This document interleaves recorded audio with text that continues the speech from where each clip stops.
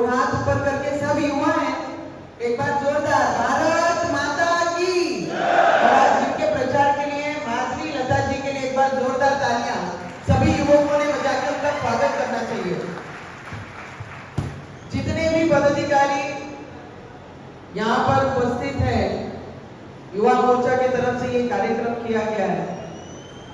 एक आधा शेर गीदड़ों में बाहर निकलता है और वो शेरनी हमारी माधवी लता है। जिस तरीके से पूरे हैदराबाद कंस्टिट्यूंसी में एक अकेली जो मुगलों के राज से राज करते आए हैदराबाद में, उनके सामने खड़े रहकर अपने हिंदू का विचार, हिंदुत्व क्या है हैदराबाद में, नहीं तो अगर ऐसे लड़ने वाले अगर इस देश में नहीं होते और भारतीय जनता पार्टी नहीं होती तो हैदराबाद को कब से इन्होंने पाकिस्तान बना दिया होता। और उस पाकिस्तान को अगर बनने से रोकना है तो माधवी लता जी को, हमको सभी हिंदुओं को एक होकर उनको मतदान करना है। अरे हम लोगों ने सभी लोगों के पास जाकर ये कहना है, अरे हिंदुओं जागो, अब तो जागो, हिंदुओं को जागने की बारी आ गई है। और जिस तरीके से हमारे माधवी लता जी ने पिछले कई दिनों से काम किया है, जो लड़ाई की है, जो संघर्ष कर रहे हैं, जो मेहनत कर रहे हैं, सबसे पहले तो सभी भारतीय जनता पार्टी के सभी पदाधिकारी का दिल से अभिनंदन करना चाहूंगी कि 11-12 लाख की लोक संख्या के सामने हमने लड़ना कैसा। एक बात सभी युवकों ने अपने दिमाग में गांठ मारनी चाहिए कि जब हमारा इतिहास ही 200 वर्षों का अगर ये देश के सरकार बता रही है तो हमारे हिंदुओं का इतिहास कौन बताएगा। जो 2000 से भी कई ज्यादा इतिहास हिंदू के संत और भगवान रखते हैं। ये मुगलों के राज में पिछले कई वर्षों से అందరికీ తెలుసు, నేను 11-12 ఇయర్స్ తెలుగు ఇండస్ట్రీలో వర్క్ చేశాను. అని దీని తర్వాత చాలా ఇయర్స్ నంతర్ ఇప్పుడు నేను మళ్ళీ తెలంగాణ వచ్చాను. అని వస్తే ఒక షేర్నీ కోసం క్యాంపెయినింగ్ करने కోసం నేను ఇక్కడ వచ్చాను. అందుకనే అందరికీ రిక్వెస్ట్ చేస్తున్నాను कि युवक అంటే ఏంటి, युवक अगर युवकों ने सोच लिया, वो छोटा भाई बड़ा भाई ना, छोटा और बड़ा, छोटा बोलता है कि पुलिस को 15 मिनट हटा दो तो हम दिखाएंगे बोले कि क्या कर सकते हैं। छोटे को मेरा कहना है तेरे को 15 मिनट लगेंगे छोटे, और हमको सिर्फ 15 सेकंड लगेंगे। 15 सेकंड पुलिस को हटाया, 15 सेकंड अगर पुलिस को हटाया तो छोटे को बड़े को ये पता नहीं लगा कहां से आया और कहां को गया। सिर्फ 15 सेकंड लगेंगे हम लोगों को जिस दिन हम मंच पे आ गए। तो आपको ये बताना चाहती हूँ, देश के प्रधानमंत्री नरेंद्र मोदी जी पिछले 10 वर्षों में जिस तरीके से इस देश के लिए काम कर रहे हैं, पूरे विश्व में आज हिंदुओं को सबसे ज्यादा सम्मान देने का काम अगर किसी ने किया है तो वो हमारे आदरणीय प्राइम मिनिस्टर मोदी जी ने किया है। हर मंच पे उन्होंने दिखाया है राम मंदिर को पिछले 500 वर्षों से जो न्याय नहीं दे सके ऐसी कांग्रेस पार्टी जिसके साथ बैठने का काम एमआईएम करती है, डमी कैंडिडेट देकर हैदराबाद की कॉन्स्टिट्यूंसी को ये दिखाते हैं कि कांग्रेस भी हमारी जात भाई है, हमारी रिश्तेदार है, हमारे खून से मिलती है करके कांग्रेस का उम्मीदवार डमी देते हैं। अरे दम है ना, अपने घर में तो कुत्ता भी शेर होता है, हमारे घरों में आके देखो, हम बताएंगे तुम्हारी औकात क्या है। और जिस तरीके से मैं सभी अपने हिंदू भाई बहनों पर सबको जो इस देश को प्यार करता है, जो देश की आस्था से प्यार करता है, देश के लिए अपने जान देने को तैयार है, सबने गांठ मारना चाहिए कि इस बार ये लड़ाई माधवी लता से ज्यादा इस देश के सम्मान की लड़ाई है। देश को 5वें स्तर से 3रे स्तर पे लाने की लड़ाई है। अब की बार इस देश की लड़ाई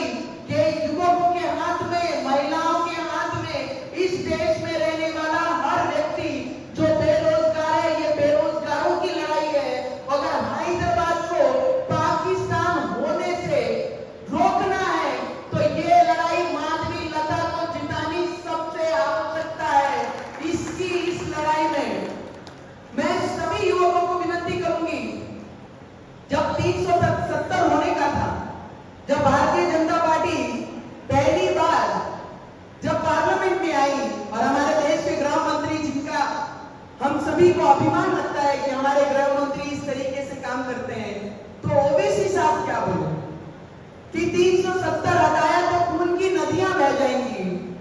खून का एक कतरा भी बहने नहीं दिया, 370 भी हटाई और 370 हटाने के बाद जम्मू कश्मीर में शांति भी रखी। वो गृह मंत्री है। राम मंदिर को कांग्रेस ने किस तरीके से विरोध किया, मेरे को पता है। हमारे हैदराबाद तेलंगाना सब बोलते हैं कि आपको हैदराबाद तेलंगाना के लोगों के साथ इतना अटैचमेंट क्यों। मैंने बोला मेरी जन्मभूमि महाराष्ट्र है, पर मेरी कर्मभूमि मेरी तेलुगु लोग हैं, जिन्होंने नवनीत कौर అంటే ఎవరు ఆ పేరు ఇచ్చిందనంటే నా తెలుగు ప్రేక్షకులందరికీ ఇప్పుడు నేను తెలుగు పార్లమెంట్ లో కూర్చున్నప్పుడు నేను అందరూ నా Telugu MP member of parliament ఉంటారు, అప్పుడు అందరూ పక్కన కూర్చుంటున్నాను. ఆంధ్రాలో ఏమవుతుంది, తెలంగాణ ఏం జరుగుతుంది, ఎవరు ఫోర్స్తోని వర్క్ చేస్తున్నారు, ఎవరు అపోజిషన్ లో ఉన్నారు, అన్ని డీటెయిల్ అక్కడ కూర్చొని పార్లమెంట్ లో నేను వాళ్ళతో అందరితో మాట్లాడతాను. कांग्रेस ने किस तरीके से राम मंदिर का विरोध किया, 27 वकील लगा के राम मंदिर बनना नहीं चाहिए करके इन्होंने विरोध किया। और तब भी ओवैसी जी ने बोला कि राम मंदिर कभी नहीं बनेगा, बाबरी थी, बाबरी है और बाबरी रहेगी। अरे बाबरी कभी अस्तित्व में आ ही नहीं सकती। और राम मंदिर था, इन्होंने मोदी जी पे प्रश्न उठाया राम मंदिर बनाएंगे बोले, पर तारीख नहीं बताएंगे। अरे मोदी जी एक अकेला शेर है इस देश में, तारीख भी बताया, राम मंदिर भी बनाया। तुम्हारी बाबरी कहाँ है वो तो बताओ। सिर्फ भाषणों में बाबरी है, सिर्फ मतदानों के लिए बाबरी है, धर्म से प्यार नहीं, सिर्फ मतदानों के लिए हिंदू मुस्लिम करने का काम ओवैसी ने किया है। 3 तलाक पे बोला, जब 3 तलाक मुस्लिम महिलाओं के फेवर में जब मोदी जी ने ये बिल लाया तो ये बोले हम 1 रखे, हम 2 रखे, हम 3 रखे, हम 4 रखे। मोदी जी को क्या करना पड़ता है, मोदी जी को आपसे कुछ नहीं करना पड़ता, पर महिलाओं को सम्मान देने का काम हमारे देश के प्राइम मिनिस्टर ने हर वो बिल के द्वारा इस देश की महिलाओं को विश्वास दिखाया है। फिर वो हिंदू महिला हो या मुसलमान महिला हो, 3 तलाक देके जो इनसिक्योरिटी वो मुस्लिम बहनों में थी वो हटा के ये दिखाया है जिस तरीके से हिंदू कल्चर में महिलाओं का सम्मान किया जाता है उसी तरीके से हर समाज में महिलाओं का सम्मान होना चाहिए। तो 3 तलाक लाया। मैं आपको इतना बताना चाहती हूँ कि ये मतदार संघ की चर्चा जब पूरे देश में चल रही है कि इतना बड़ा लोक संख्या का मतदार संघ है, कॉन्स्टिट्यूंसी है जिसमें 11-12 लाख, ओबीसी जिसके भरोसे उछल रहा है ना, सालों से सालों पीढ़ियां हैदराबाद में तुमने, अगर तुम में तुम्हारे काम में इतना दम है ना, आओ महाराष्ट्र में। तुम क्या, तुम्हारा एमआईएम का जो हमारे संभाजी नगर में खड़ा है उसका भी डिपॉजिट जब्त इस बार महाराष्ट्र के लोग करेंगे, ये याद रखना ओबीसी जी। इस हैदराबाद में जैसे कांग्रेस और एमआईएम है, मैं कल बीबी पाटिल जी के प्रचार को गई थी, वहां पर कांग्रेस ऑपोजिशन में बैठी है। मैं आप लोगों को इतना बताना चाहूंगी कि एमआईएम को और कांग्रेस को अगर हम मतदान करते हैं तो वो सीधा मतदान पाकिस्तान को जाता है, क्योंकि जिस तरीके से एमआईएम के लिए और कांग्रेस प्रेम, राहुल गांधी प्रेम पाकिस्तान वहां से दिखा रहा है कि मोदी को हराओ और राहुल बाबू को जिताओ। जैसे पहले पाकिस्तान के इशारों पे कांग्रेस सरकार रहने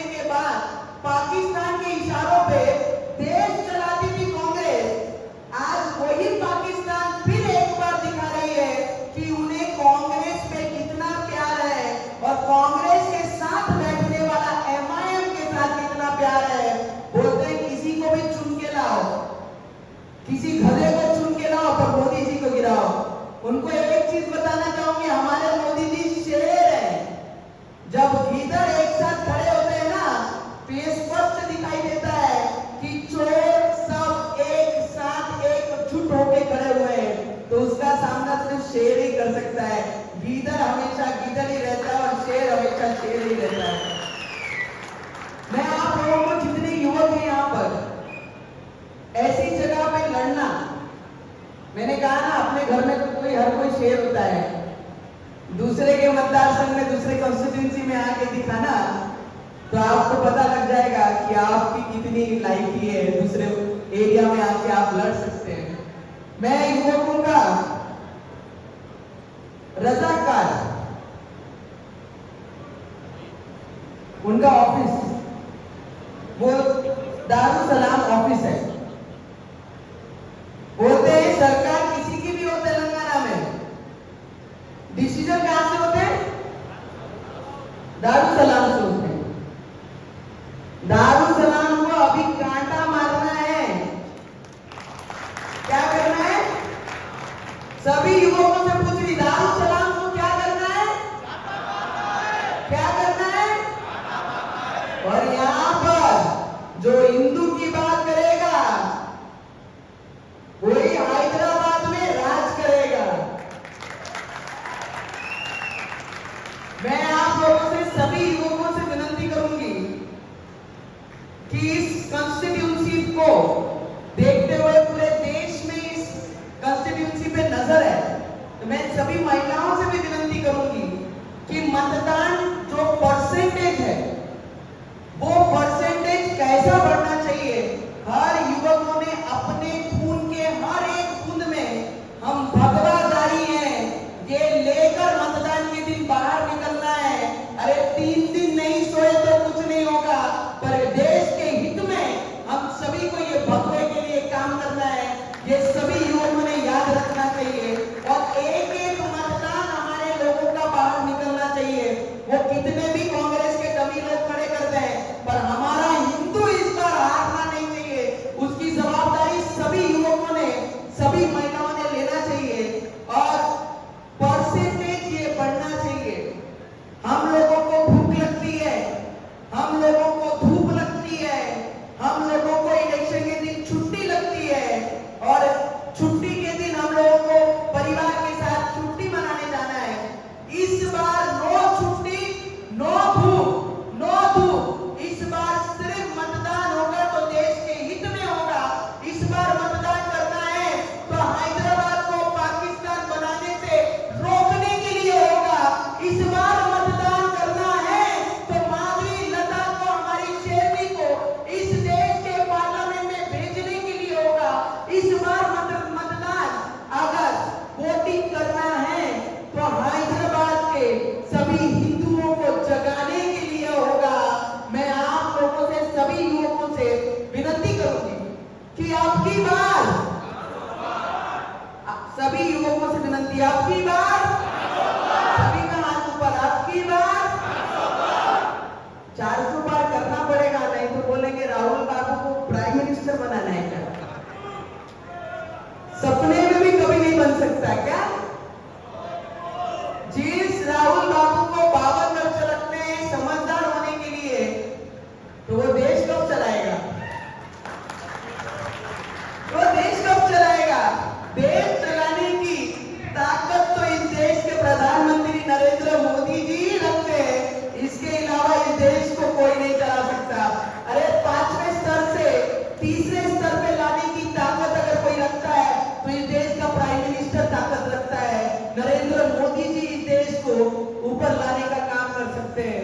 मैं आप लोगों से विनती करूंगी, जो संविधान मिट रहा है, संविधान को मिटा रहा है, संविधान को खत्म कर रहे हैं, जो नारा कांग्रेस और एमआईएम दे रही है, उन लोगों को एक चीज बताना चाहूंगी कि संविधान मिटाने के लिए किसका बाप भी ऊपर से नीचे आ गया तो भी संविधान मिटा नहीं सकते।